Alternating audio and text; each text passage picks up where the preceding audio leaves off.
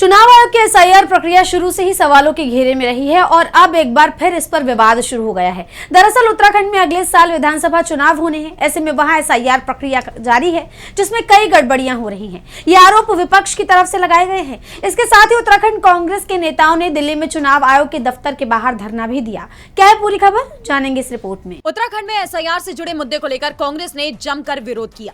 20 अगस्त को कांग्रेस के कई नेता निर्वाचन आयोग के दफ्तर पहुंचे।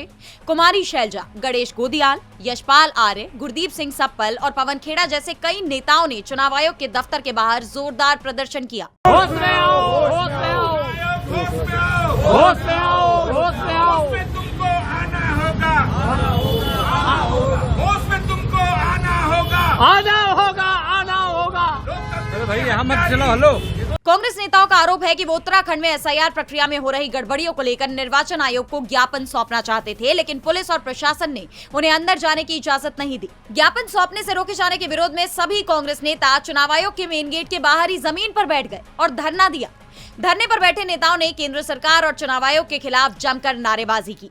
वो चुनाव आयोग होश में आओ, होश में आओ, चुनाव आयोग ज्ञापन लो और संविधान विरोधी ये सरकार नहीं चलेगी जैसे नारे लगाते दिखाई दिए। वहीं कांग्रेस नेता गुरदीप सिंह सप्पल ने कहा कि उत्तराखंड एसआईआर में बड़ी गड़बड़ी हो रही है। जो एसआईआर चल रहा है उत्तराखंड के अंदर, उसमें इतनी गड़बड़ियां हैं कि उसकी कहीं सुनवाई नहीं हो रही है। चुनाव आयोग का नियम है कि एक व्यक्ति 5 से ज़्यादा एप्लीकेशन नहीं दे सकता, लेकिन 50 एप्लीकेशन, 100 एप्लीकेशन, 500 एप्लीकेशन और यहाँ तक कि एक मामले में 6,500 के करीब नाम काटने की एप्लीकेशन एक व्यक्ति दे रहा है और किसी पे कोई कार्रवाई। कांग्रेस नेताओं का आरोप है कि उत्तराखंड में वोटर का नाम काटने का आवेदन देने के नाम पर भयंकर फर्जीवाड़ा किया जा रहा है। चुनाव आयोग सत्ता में बैठे लोगों के इशारे पर लोगों का मताधिकार छीनने का काम कर रहा है।